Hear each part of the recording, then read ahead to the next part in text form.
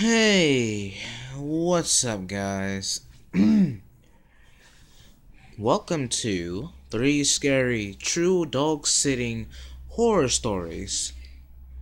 This is by Mr. Nightmare, and yeah. Sorry, just got cleaning the room and bleaching and a lot. The bleach just gives me a really bad time. But, this is three scary true dog sitting horror stories. Let's begin. Sorry, it took too long on the intro. I'm gonna edit that out. Oh boy.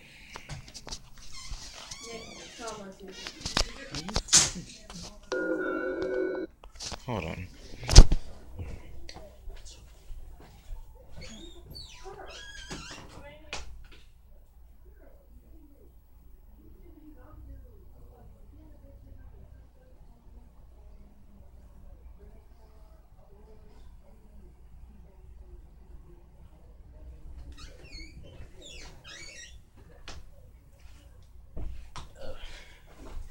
So sorry about that. Okay, here we go.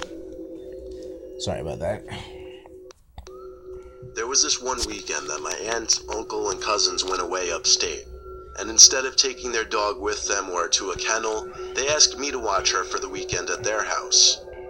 I was excited to do so because not only would they pay me, but they are loaded and their house is full of fun stuff to do. They have a Havanese, which is a tiny dog. Her name is Luna.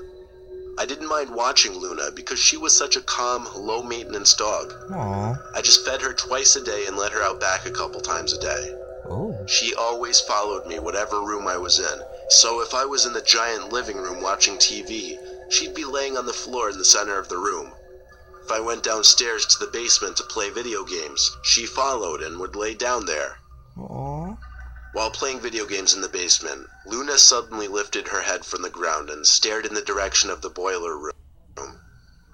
I had a dog before, and I knew this was something dogs did to any slight sound. But it was still enough of a reason for me to pause the game and feel a little unsettled.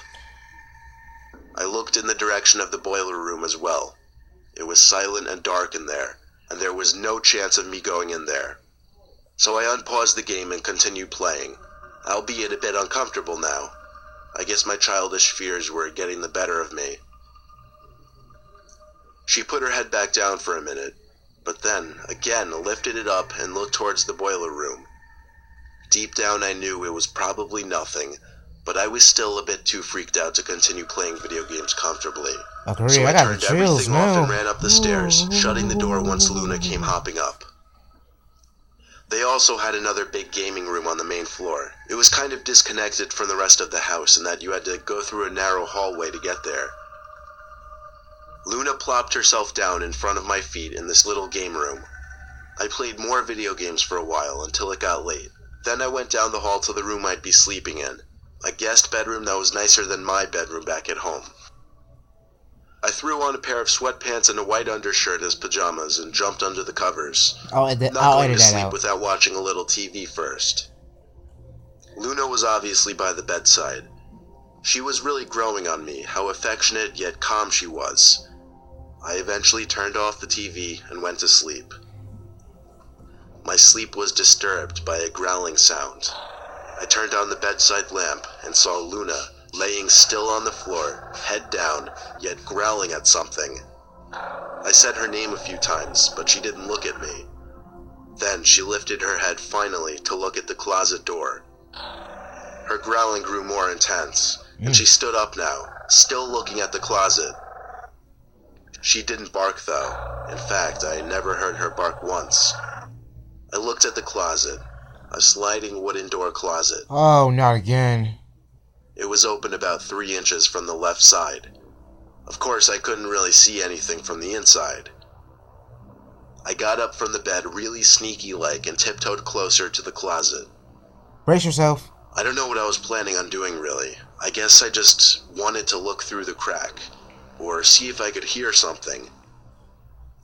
When I got about 5 feet away from the closet door, something that I couldn't see from my bed came into view through the crack of the door. Oh shoot. Whoa! I couldn't see any face or anything. It was too dark. But Okay, I knew what that I was startled looking me at in there. that closet was a Jeez, person's yes. eye, perfectly tucked between the wall and the edge of the door, looking into the room, or now at me. I screamed, but it didn't do much good since I was alone. Now, see, that I would took be an Luna option. and ran for the Scream, front door, run, do grabbing the anything, man. emergency cell phone on the counter to call 911 during my run away from the house. I would have screamed It was too. 1 in the morning, so I didn't That bother is calling my aunt and creepy. uncle. The cops did a thorough sweep and found someone in the pantry closet downstairs. Bingo. I never saw him, though, because Oh. another officer was preoccupying me with conversation to calm me down. Okay. I was just relieved to go back inside, knowing I was the only one in the house, besides Luna, of course, who just might have saved my life that night. I would give that would be a round of applause right there. Good job. Good job. A cold December in Vermont countryside. Home alone for the night, watching my friend's dog Chester, doing him a favor. Even though it was unbearably cold outside, I couldn't let his dog out in the yard. We don't have fences up here, so he could easily run into the woods and get lost. That meant, unfortunately, I had to take him for a walk in the cold. My friend gave me an old, dirty, blue tearing leash to use. Chester seemed excited when I hooked up the leash ring onto his collar ring, and he instantly pulled me towards the front door. I could already tell he'd be a pain in the ass to walk. Stepping out into the cold was a major shock to my body. I just wanted to get through this walk as soon as possible. I ran a little bit with Chester just to warm myself up. He stopped us to sniff one of the countless trees on the side of the dirt road. I thought for sure he'd do his business, but then he perked up and stared off into the woods. Then his deep, loud bark started echoing through the woods as he tugged and tried to pull me into the woods. I tried my hardest to hold him back, but the leash snapped at a weak point, and off Chester went into the woods, disappearing in seconds. His barking faded away into the woods until I couldn't hear it anymore. I chased after him, screaming his name. He probably ran off chasing a deer or a small animal or something, but with only the light of my phone, I knew I wouldn't be able to find him. He would have to come back to me on his own. After a while, I stood in place and continuously called Chester's name. I heard footsteps nearby and got excited that Chester must have been coming back. But as the footsteps got louder, I realized they were much too loud, slow, and heavy to be a dog's footprints. They sounded more like a pair of feet making the noise, Maybe not human. 4 legs.